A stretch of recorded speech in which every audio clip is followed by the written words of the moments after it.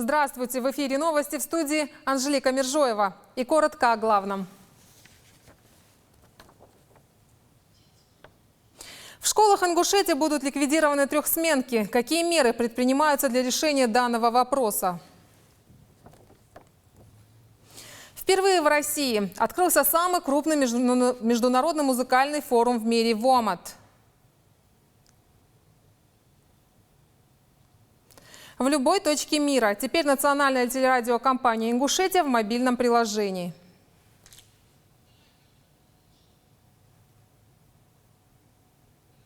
Накануне вечером в районе сельского поселения Гази-Юрт произошла авария. В результате ДТП один человек погиб, двое ранены. Пострадавшие были доставлены в республиканскую клиническую больницу. Туда же приехали родственники пострадавших в количестве более 60 человек. Несмотря на позднее время, посетители устроили беспорядки в медицинском центре. По этому поводу Юнусбек Евкуров провел совещание с сотрудниками управления инкассации республики. В результате был отстранен от должности заместитель главного врача Магомед Таршхоев, отвечавший за безопасность объекта. Вам платят хорошую зарплату. Я вам доверил объект. Вы охрана. Вы не имеете права никого туда запускать. Почему они запускают? Это их обязанность. Вечером видите, они за это зарплату получают. Это режимный объект, куда никто не должен, по распорядку все делается. В часы приема заходит, тихий час никто не заходит. В ночное время вообще никто не заходит. Раненого привезли, машину пропустили, все родственники остаются за воротами. В школах Ингушетии к 2016 году будут ликвидированы трехсменки. По поручению Юнусбека Евкурова была подготовлена программа по возведению в республике 13 школ. Напомним, что Владимиром Путиным была поставлена задача по ликвидации трехсменки в школах перед главами всех субъектов России. В каких населенных пунктах проблема остается открытой, узнавал Муслим Ганиев.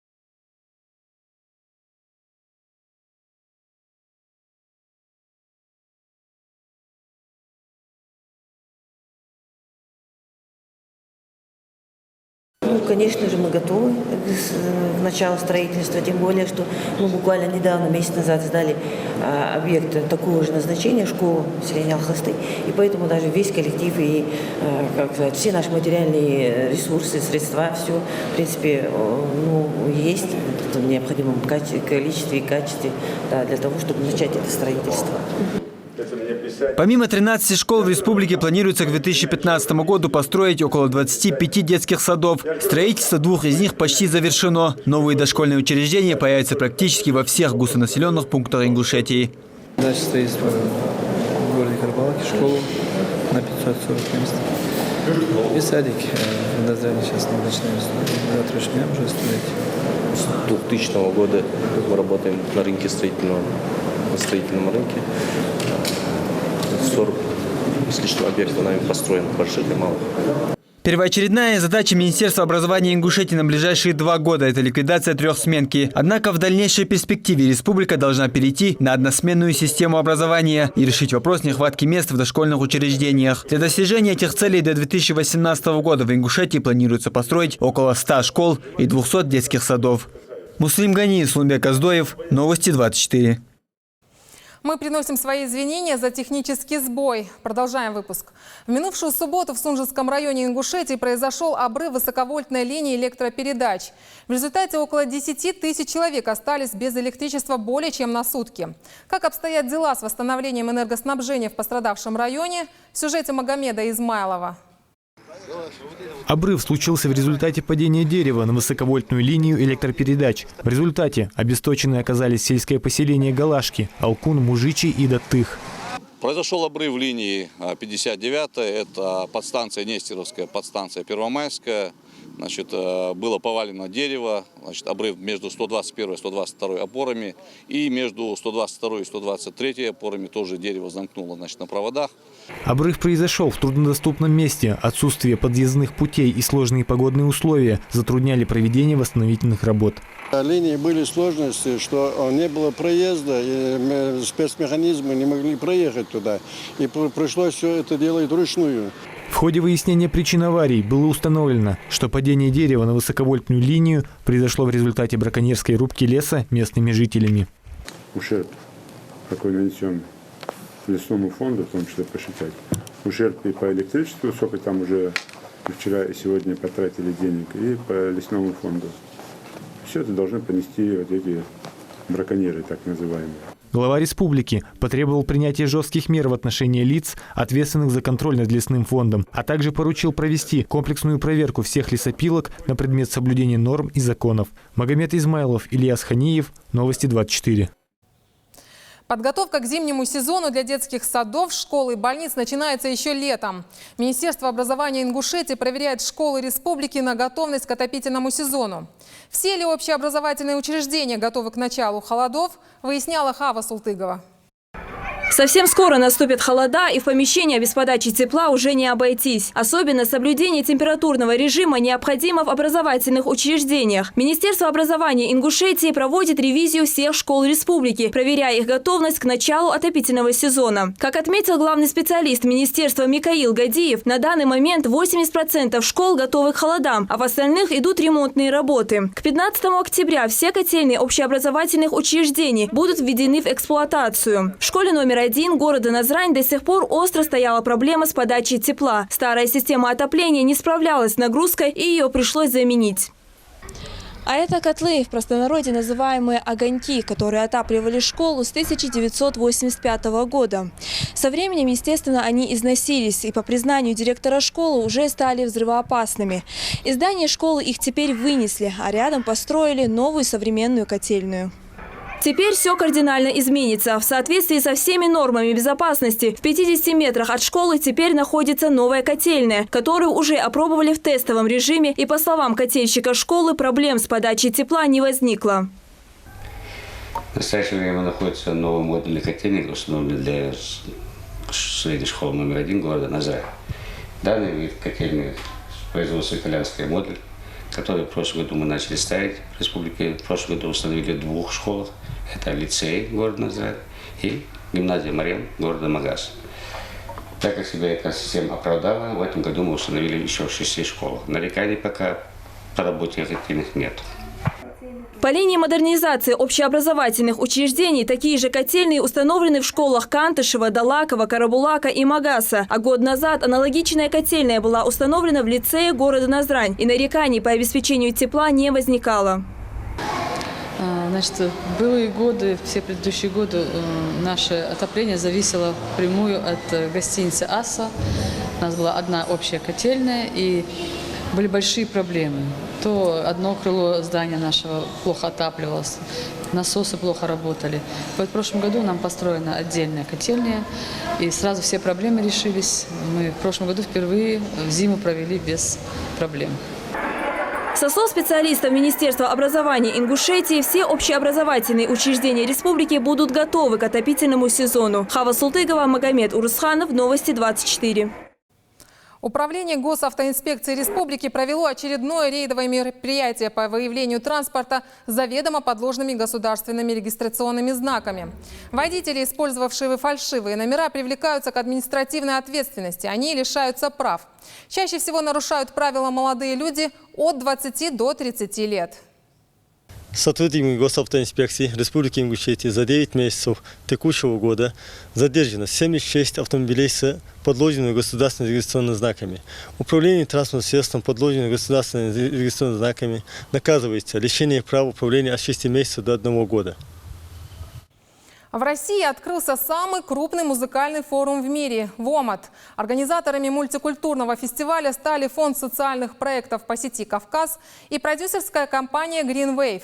Среди десятка стран-участников форума перед многотысячной аудиторией выступили артисты и танцоры со всего мира. Также в мероприятии принял участие государственный ансамбль народного танца «Ингушетия». На фестивале в Пятигорске побывал и наш корреспондент Магомед Асканов. В основе фестиваля, проводимого уже более 30 лет, лежит идея «Мир без границ». Представители разных стран и культур общаются друг с другом при помощи танца, музыки и искусств.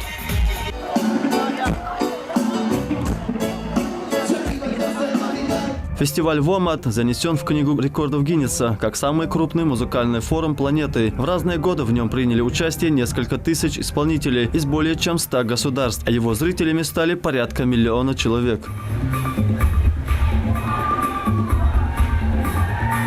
На этот раз площадкой грандиозных выступлений участников фестиваля стал Северный Кавказ. На горе Машук в Пятигорске выступили 3 десятка музыкальных коллективов со всех континентов. Нигерия, Бельгия, Австралия, Украина, Австрия, Грузия. И это далеко не весь список стран-участников.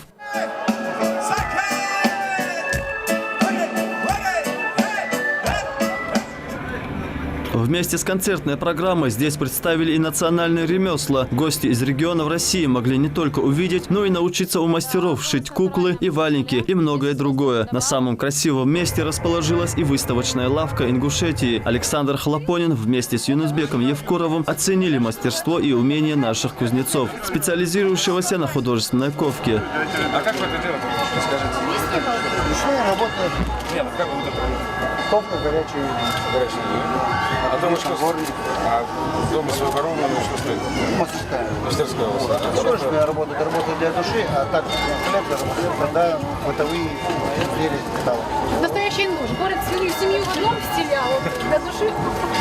Спасибо. Что-то я прям поставлю. Также не остались в стороне полотна живописцев, изобразивших во всей красе незабываемый пейзаж и архитектурные сооружения горной Ингушетии. Это чистое натуральное дерево. Он художник тоже работает разной техники, и прикладном искусстве, живописи. Все, что находится в природе, да. Это настоящее ваше национальное достояние. Очень здорово, что вы не забываете об этом, делаете картины, рисуете, из дерева какие-то экспонаты делаете, посвященные этому достоянию. Меня очень еще порадовали кованые изделия. Особенно меня впечатлила бабочка. Так искусно сделано, как будто мастер вложил всю свою душу туда. Ой, картина мне, честно, безумно нравится. Я первый раз видела на рыбья кожа. Очень интересно, красиво, необычно. Выступление танцоров государственного ансамбля из Ингушетии вызвало настоящий фурор среди молодежи. Многие из них стараются воспроизвести национальный танец.